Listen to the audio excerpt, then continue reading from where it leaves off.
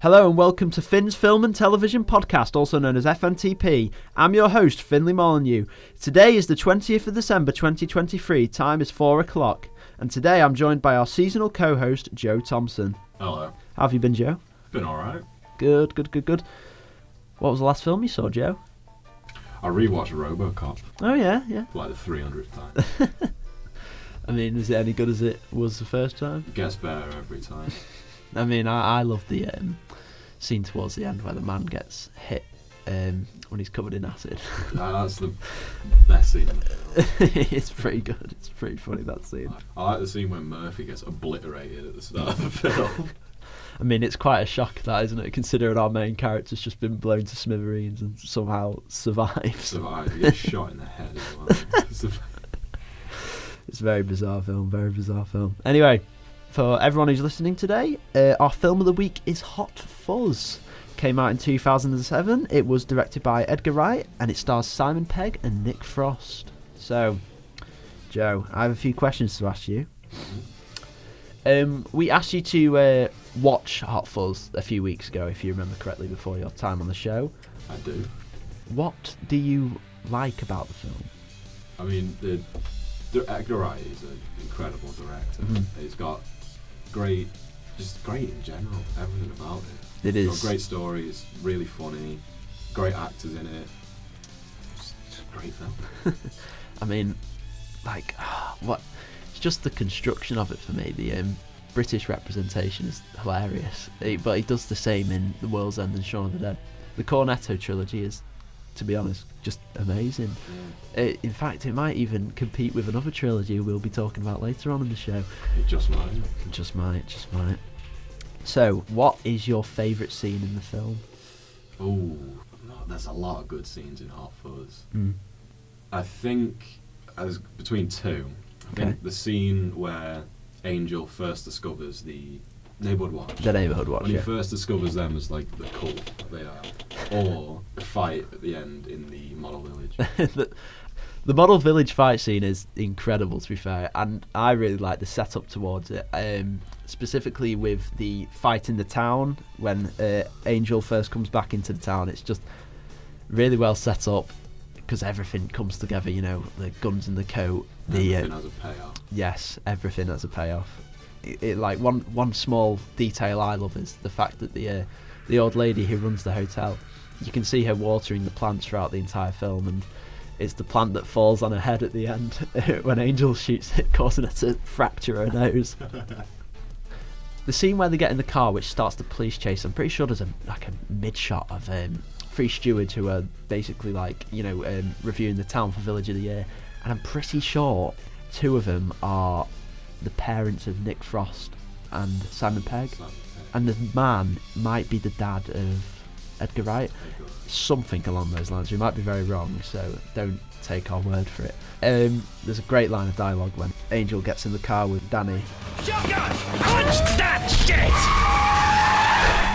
It just makes me laugh every time, especially with Edgar Wright's signature editing, the whip pans and the close-ups. Very, very cleverly done. So yeah, Hot Fuzz. Where would you put it in terms of rating out of 10? Out of 10? I mean, it's about as close to a 10 out of 10 as you can get for a film. I'm not sure any film could be a 10 out of 10. No, perfection is impossible, but it's pretty close. I mean, the performances are just brilliant in Hot Fuzz. Like, Timothy Dalton as Skinner is one of the funniest villains in like anything I've ever watched. He's so good. He is very good. I love that shot where he stands up and pulls his signature smile, and the picture in the background is the exact same face and stands. It's just funny as hell. Very clever film. Anyway, so 3 days ago, Joe, was December 17th as at the time of recording, which is a very special anniversary for Lord of the Rings Return of the King, as it turned 20 on December 17th. So, me and Joe, we went to the screening, the 20th anniversary screening of the film. It was, of course, the extended edition, and it was, to put it short, fantastic. The film still holds up today, 20 years on. Even the effects are still so impressive, especially Andy Serkis's motion capture for Gollum is just unbelievable. I mean, yes, you can of course tell that he's not really there, but considering the time and the constraints of technology, Gollum is unbelievable. Well, it's one of those films that no matter how far in the future, it's gonna age well. Timeless. It's like timeless. Timeless completely classic. Yeah. And it all comes down to the practical effects. They use CGI obviously for Gollum, but they used it when they needed to, and even then, he's not a completely CGI character. He is a motion capture. Mm-hmm. I mean, when they started filming Lord of the Rings, Gollum was originally, yes, he was done through motion capture on stage. He wore an odd-looking suit for the team at Weta Digital to then eventually superimpose Gollum on top of him. When filming Return of the King, just like the other two films, Peter Jackson needed pickup shoots specifically for editing. However, this also included, pickup shots of Gollum. And as they were getting very close to the edit lock of the film, there was no time for Weta Digital to then, after filming, record Andy Serkis again doing motion capture on a soundstage. So instead, they did motion capture and he acted live with Sean Astin on the stage of the stairs of Cirrifungal. It was, to be honest, revolutionary for the time, especially with Weta Digital. They pioneered it.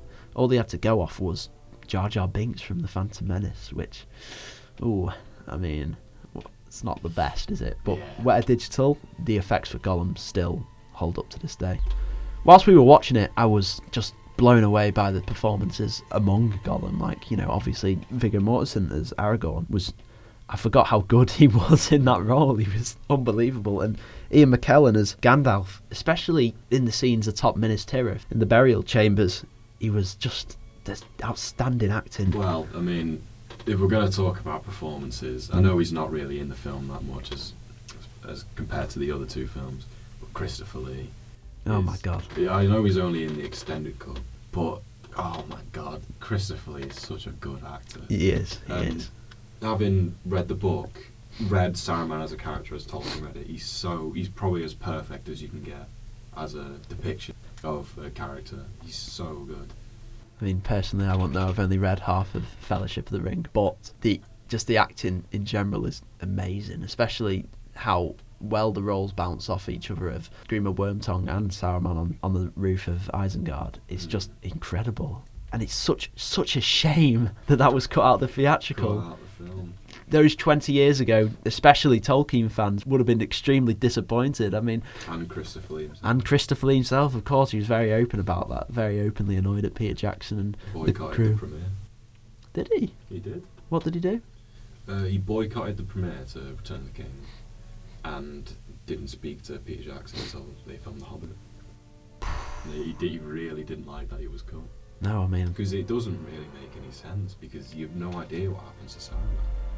No, I mean, he just disappears after the Two Towers. It makes no sense.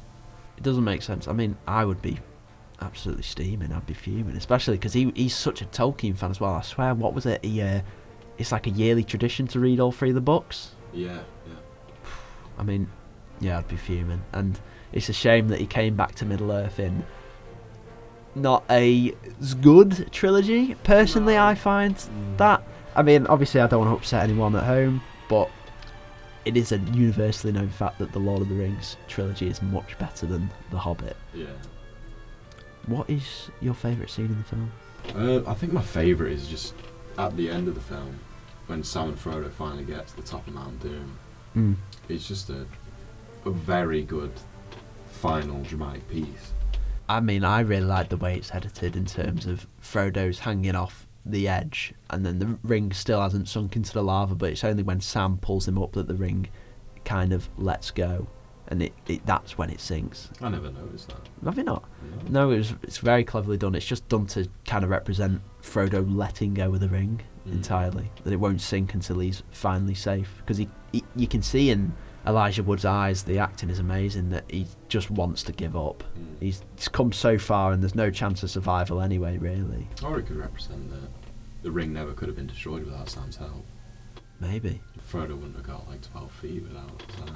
Yeah, very true, very true. Well, that is very open to interpretation. So, me and Joe really enjoyed the re-release for the 20th anniversary of Return of the King. It, again, was just outstanding, better than ever, and listening to Howard Shaw's incredible musical adaptation of Lord of the Rings on screen in a cinema, because I'd never experienced that before, was just unbelievable. Especially, of course, lighting of the beacons was outstanding in cinemas.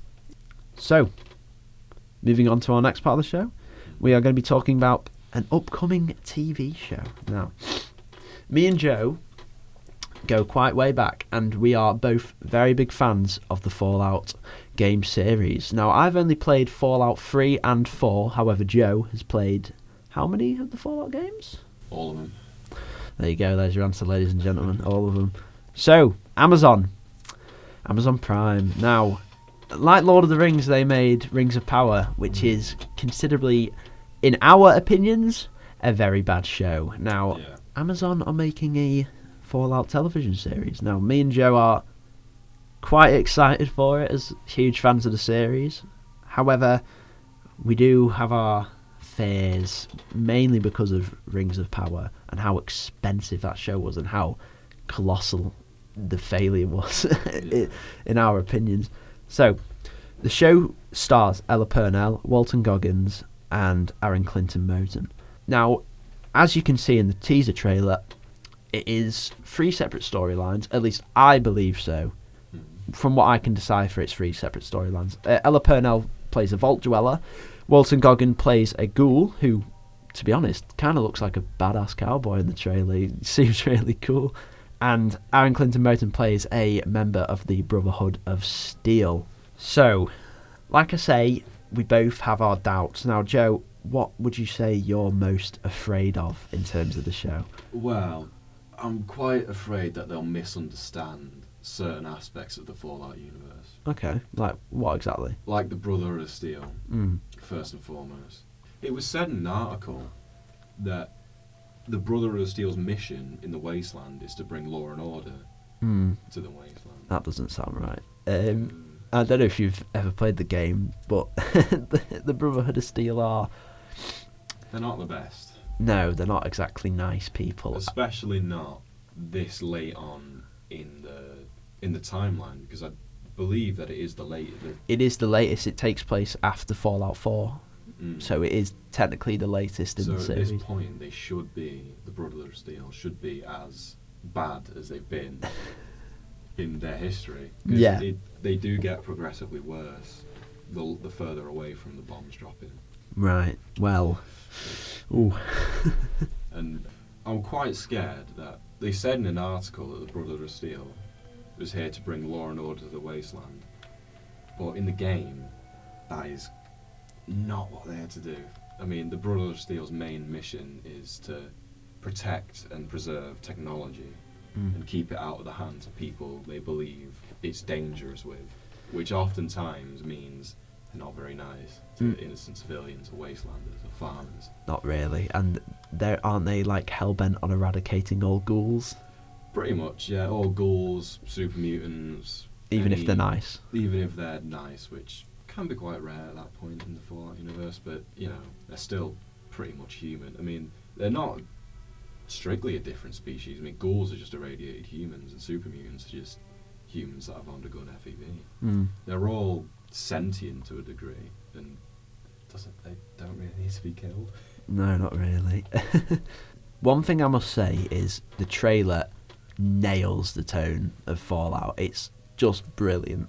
Obviously, they bring up familiar sights, sounds, and even specific characters, like Dogmeat, for example. I'm very excited to see that character come to life, especially because in the trailer he's holding a severed human hand, which in a weird way gives me hope, because Fallout is not a friendly series. It is very violent, and luckily that is shown through the trailer. And also it's the same studio within Amazon that have created The Boys, which I'm extremely happy about, since they nail the tone of that show perfectly. So if we can get that done under the Fallout kind of banner, that'll be perfect. It is a very good sign, because The Boys also has a very, very dark sense of humour, a very violent, very graphic TV show that would fit perfectly with the humour and tone that the Fallout series has consistently had. It will. So I am very excited.